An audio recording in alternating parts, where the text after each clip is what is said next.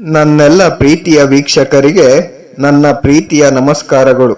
ನಮ್ಮ ಚಾನಲ್ನ ಇದೇ ಮೊದಲು ನೋಡ್ತಾ ಇದ್ದೀರಾ ಅಂದರೆ ದಯವಿಟ್ಟು ಸಬ್ಸ್ಕ್ರೈಬ್ ಮಾಡ್ಕೊಳ್ಳಿ ಫ್ರೆಂಡ್ಸ್. ಮುಂಚೆಯಿಂದ ನೋಡ್ತಾ ಇದ್ದೀರಾ, ಇನ್ನೂ ಸಬ್ಸ್ಕ್ರೈಬ್ ಮಾಡ್ಕೊಂಡಿಲ್ಲ ಅಂದರೆ ದಯವಿಟ್ಟು ಸಬ್ಸ್ಕ್ರೈಬ್ ಮಾಡ್ಕೊಳ್ಳಿ ಫ್ರೆಂಡ್ಸ್, ಸಪೋರ್ಟ್ ಮಾಡಿ. ಶಾಸ್ತ್ರ, ವೇದ, ಸಂಸ್ಕೃತಿಗಳು, ಕಾರ್ಯಕರ್ಮ, ಯಜ್ಞ, ಯಾಗ, ಜೀವವು ಜಡಚೇತನ, ಅಚೇತನ ಮುಂತಾಗಿ ವಿಭಿನ್ನತೆಯನ್ನು ಹೇಳುತ್ತವೆ. ತ್ರಿವಿಧ ದಾಸೋಹದಲ್ಲಿ ಕೂಡಲ ಸಂಗಮನ ಪ್ರೀತಿಯು ಹೆಚ್ಚು.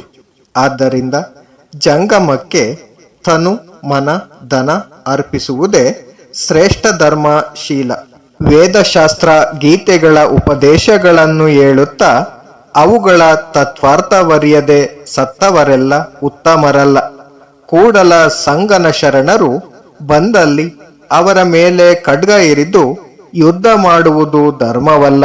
ಶಿವ ಶಿವ ಹರಿಹರ ಎಂಬ ಶಬ್ದ ಮಾತ್ರದಲ್ಲಿಲ್ಲ ಭಕ್ತಿ. ಸೇವೆ ಶುಕ್ರಶೆ ಮಾಡಿ ಶರೀರ ಸವೆಸಬೇಕು. ಮನಸ್ಸು ಷಡ್ಣದ ವಿಕಾರ ಬಿಟ್ಟು ತಿಳಿಯಬೇಕು. ಶರಣರಿಗೆ ಧನ ವ್ಯಾಯವಾಗಬೇಕು. ಎಲ್ಲವೂ ಸವೆಯುವವರೆಗೆ ಸೇವೆ ಮಾಡಿ. ಕಷ್ಟ ಸಹಿಸುವುದೇ ಭಕ್ತಿ. ಮನಪೂರ್ವಕ ಮಾಡಿದ ದಾಸೋಹವೇ ಭಕ್ತಿ. ಆವಸೆಗಟ್ಟಿದ ಜಾರುವ ಕಲ್ಲು ಮೇಲೆ ನಡೆದು ಗುರಿಯ ಸ್ಥಳಕ್ಕೆ ತಲುಪುವುದು ಕಷ್ಟ. ನುಡಿದಂತೆ ನಡೆಯುವುದು ಕಷ್ಟ. ಕೂಡಲ ಸಂಗನ ಶರಣರ ಭಕ್ತಿ ಪ್ರಭಾವದೊಂದಿಗೆ ಹಾಸ್ಯ ಮಾಡುವುದು ಕೂಡ ದುಃಖಕ್ಕೆ ಕಾರಣ. ನಿರ್ಮಲ ಮನಸ್ಸಿನಿಂದ ಭಕ್ತಿ ಸಲ್ಲಿಸಬೇಕು. ಇಲ್ಲದಿದ್ದರೆ ಅದು ಕರಗಸದಂತೆ ಕೊರೆದು ಉಡಿ ಮಾಡಿಬಿಡುವುದು. ಘಟಸರ್ಪನ ಬಾಯಲ್ಲಿ ಕೈ ಇಟ್ಟರೆ ಅದು ಕಚ್ಚದೆ ಬಿಟ್ಟೀತೆ. ಹೀಗೆಯೇ ಇದೆ ಕೂಡಲ ಸಂಗಮ ದೇವನ ಭಕ್ತಿ ಮಾರ್ಗ. ಬಹಳ ದಿವಸ ಕಷ್ಟಪಟ್ಟು ಒಟ್ಟಿದ ಬಣಿವೆಯು ಒಂದು ಬೆಂಕಿಯ ಕಿಡಿಯಿಂದ ಸುಟ್ಟು ಭಸ್ಮವಾಗುವಂತೆ ಒಂದು ಹೀನ ಕಾರ್ಯದಿಂದ ಸ್ವರ್ಗ ಸಾಧನೆಯುಳ್ಳ ಶರಣರ ಭಕ್ತಿ ಕೆಡುವುದು.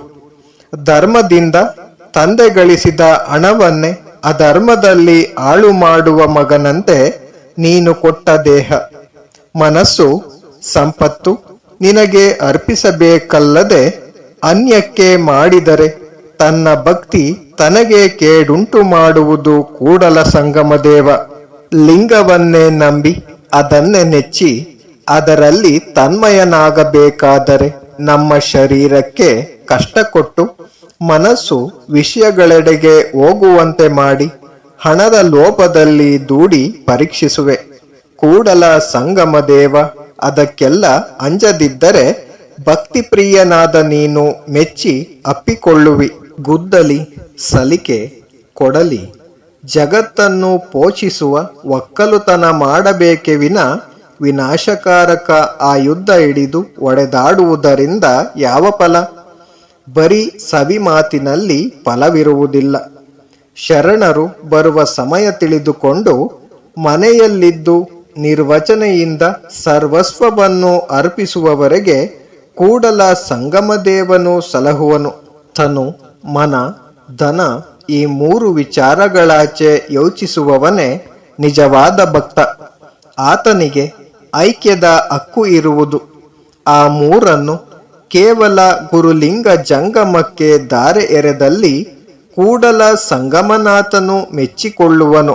ಹಣ, ಪ್ರಾಣ, ಅಭಿಮಾನ ಈ ಮೂರರಲ್ಲಿ ವಂಚನೆ ಇಲ್ಲದೆ ಮಾಡುವ ಭಕ್ತಿ ಶ್ರೇಷ್ಠವಾದುದು.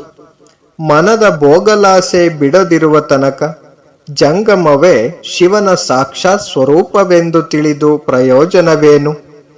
ಒಡೆಯನ ಬರುವಿಕೆ ಕಂಡು ಬಾಲ ಅಲ್ಲಾಡಿಸುವ ನಾಯಿಯಂತೆ ಮಾಡಿದ ಭಕ್ತಿ ಸಂಗಮನಾಥನಿಗೆ ಸಲ್ಲುವುದಿಲ್ಲ.